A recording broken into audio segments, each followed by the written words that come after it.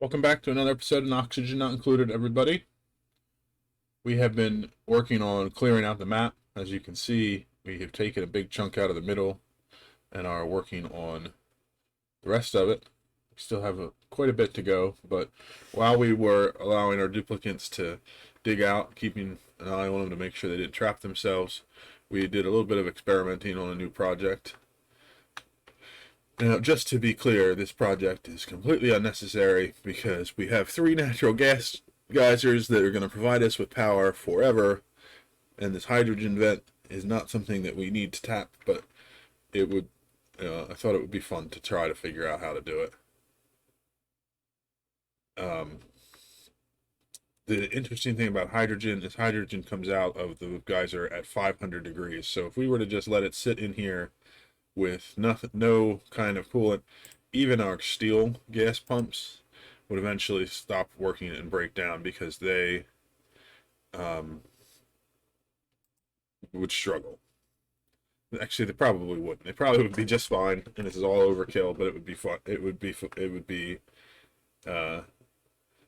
be interesting to see us pumping 500-degree gas out of our geyser and across the map. So what I did is I set up this really complex cooling system. Behind the geyser is all diamond temperature shift plates. There's some automation that says if the gas in here is above 1500 degrees and it's below, ooh, I don't want it to go that low. Let's say 75 degrees is manageable. If it's below 75 degrees and it's above 1500 grams of pressure in the room, then you can pump the gas out. We have a pipeline to take that hydrogen along our gas line superhighway all the way up to our hydrogen storage, gets dumped off, where the automation here will already handle taking it out and distributing it to the hydrogen plants or just storing it forever.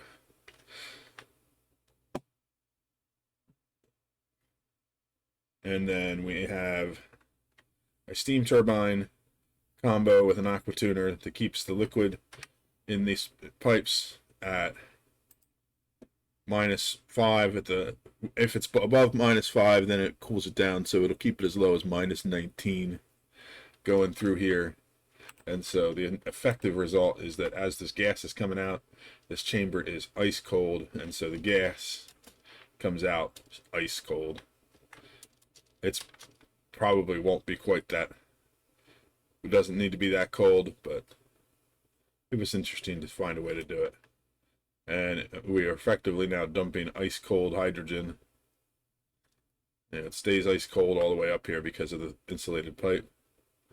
We're effectively dumping that into here, and so this will eventually cool off as well. So the top of the map somewhere here, forget where I found it, we have a second hydrogen vent. It's off here somewhere. That's a steam vent. But we'll set up the same process on that second hydrogen vent we found. This vent, a cold steam vent, will handle. But we have a lot of geysers to still tame. We didn't find on this map any volcano other than an aluminum volcano. I was hoping to find either a minor or a major volcano so that we could make a petroleum boiler. I still have this spot where we could possibly find one, but I don't think it's going to be there, just based on the biomes. And so if we want to do petroleum boiling on this map, we're going to have to tap into the core, which isn't so bad an idea because I've never done that before. It'd be interesting to try it and learn how to do it. But we'll also be definitely exploring to the next asteroid to see what we find once we get this map all completely tamed. But for now, I'm going to let this last section in the middle clear up. You can see with the gas overlay, most of these gases that are heavy have drifted to the bottom and gotten sucked up during the time that we were working. We also installed a row of deodorizers that takes all the polluted oxygen and converts it into regular oxygen by filtering it through sand, giving us clay. which will provide clay for our ceramic maker. But so you can see big strips of gas as it works its way down are turning into oxygen, and the oxygen is working its way back up while everything else is working its way down. So eventually, given enough time, this will all turn into oxygen. We'll probably have to put another one in over here because the gas flow won't let it go past this vent in the middle, which I think I can't remember which one that is either. I should just crack it open and look. In fact, let's do that real quick. Just take a look out of the side. Sorry about that. So we can see, not quite. We'll just dig the whole thing out and deal with it right away. Seal it up.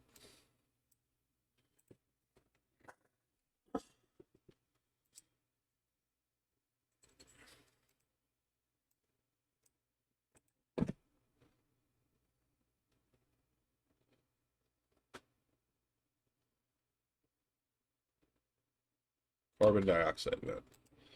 So yeah, let's get a seal around this quick. Leave one spot open so that we can get our researcher in there and we can clear all this stuff out before we seal it. But we already have so much carbon dioxide being generated on this map. Probably, again, handle it just for fun, but there's definitely not a useful vent for us. Let's get it analyzed though, just to see what we have in there.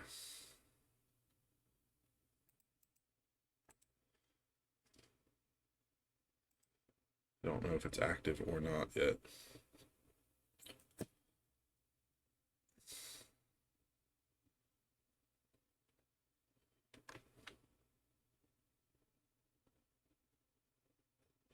But yeah, so we're trucking along, clearing, exposing all of our geysers and vents, and working on getting them tamed and getting all of our resources collected together, and then we will go into the next stage of the game.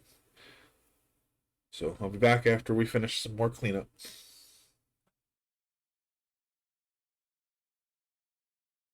Another project we set up while we were working on clearing the map was we removed some of our farm tiles and condensed it down to a smaller amount and installed a pip farm because we got a couple of pip eggs from the printer. So we're now increasing the amount of pips that we have. But so pips are fed with thimbleweed or arbor trees, which I don't have access to yet. But these 4 thimbleweeds will keep all these pips fed, and they'll be groomed by the grooming station, keeping them happy, and they'll keep making eggs. Same setup as in the other stables with sweepers that pull everything out of here so that none of the eggs sit in here, blocking reproduction.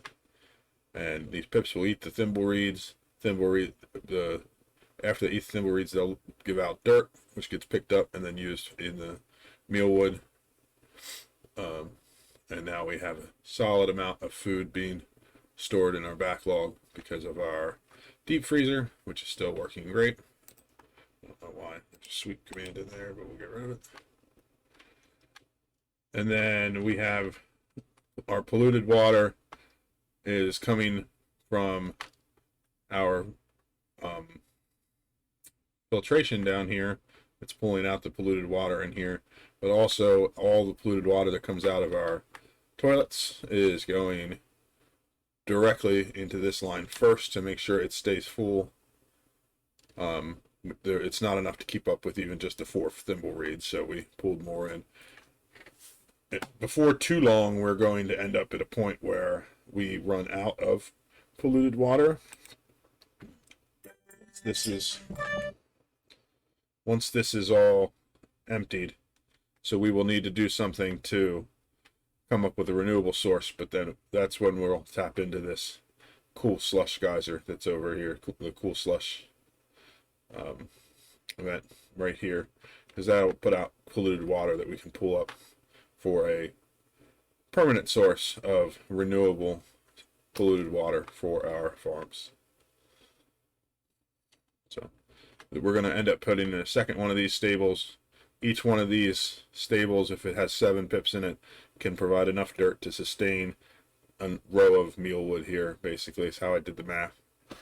And we'll end up with a net positive on dirt once we have a couple of stables full, so we put enough space for a second stable in here. So another project to finish up while we are waiting on clearing out the mat. Quite a few cycles have passed since the last time we were on the mat. I let it run for about 12 hours just to kind of stress test everything and finish up clearing out stuff and seeing where we ended up. Our deep freeze is clearly working.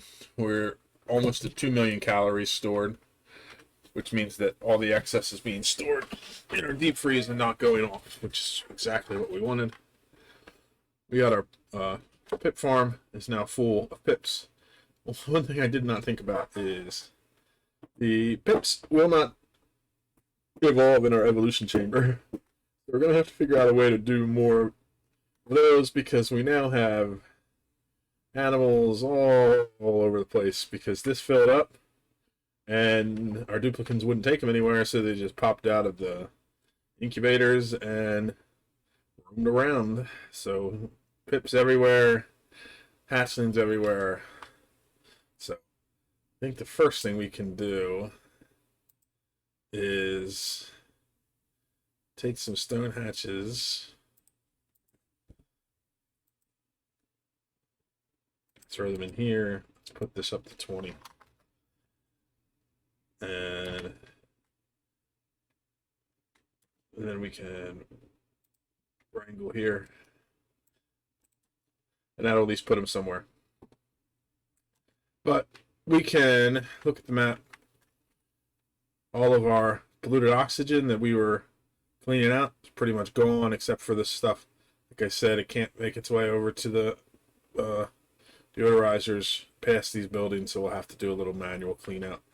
The oxygen and polluted oxygen are the same weight of a gas, so they just kind of sit where they're at. Hydrogen will drift to the top, and chlorine and carbon dioxide and natural gas will all drift their way to the bottom. So eventually it'll naturally settle out that way. And, so you can use that to your advantage when you're placing things. You see how hydrogen's getting caught because it can't move its way over. But if this was gone, that hydrogen would just flow all the way to the top. So we have a big collection of hydrogen up here that we'll be able to pump out once we release everything. And this chlorine will fall down to pumps we already have down here, that kind of thing. All of our geysers are still working for the natural gas and the hydrogen. Still pumping them out as soon as they get to pressure. You can see we're storing almost 1 million units per tile for the natural gas. Hydrogen's 34 tons per square, and that's with them burning them off as we go. We got 573 tons of polluted oxygen, 222 of chlorine, and our oxygen's really high because we keep getting more water than we need, so it's still been processing even though that's completely full. So this was kind of nice to let it run because I wanted to stress test this infinite storage, and so far it's had no troubles. So we want to finish clearing out all the map before we really proceed, get the last little bits of everything cleared out, and then I think our next big project, after we clean up some of the things that have been messed up over the last couple hundred cycles, is to clean up our base and make a more permanent base. We have access to some new technology, so we can make a better bedrooms, better everything. We'll have to figure out how we're going to do that, and we'll probably move all the farms so that they are separated from the duplicate quarters, stuff like that. We did get an achievement just now, So let me see what that one is. Do that. Look at that together. Whoa, got a big lag spike there. Okay. Finely tuned machine. I set up the hydrogen generators were set up with a power control station. I don't typically use these because I don't feel like they're worth all the duplicate effort that has to go into them. But what it does is you provide it with refined metal, and it takes that refined metal and it makes these microchips, and then the duplicates come along and install them in the generators. And you can see that this one's got NG's tune-up on it, and so it's producing 1.2 kilowatts of power instead of 800. So it provides you a decent amount, but this effect only lasts for 3 cycles. So duplicates have to come in here and do it every 3 cycles, and you have to use refined metal for the microchips.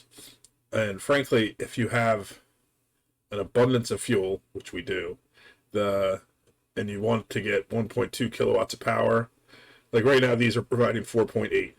They would be providing 3.2. If I want to get to 4.8, the easiest thing for me to do is just add in 2 more generators, and I'll still have 4.8. It'll use more fuel, but, you know, fuel is not an issue for us. So we'll probably be ripping that out. We just did it just for the achievement. So we have some other vents we need to worry about. Oh, this one's been open. We need to close that up. I want to grab that data pack out of there first. So this pumps out carbon dioxide, small amounts of it at high temperatures every, half the time. 50 cycles out of 100 cycles. But that just goes to show you how much our storage has been cleaning up gases, because that's been pumping out the entire 200 cycles we let things run, and we didn't really have any issues with it. So, okay, so we'll let duplicates clean that up. We'll get that sealed up, and we'll come back once I have a plan for what we're going to do next.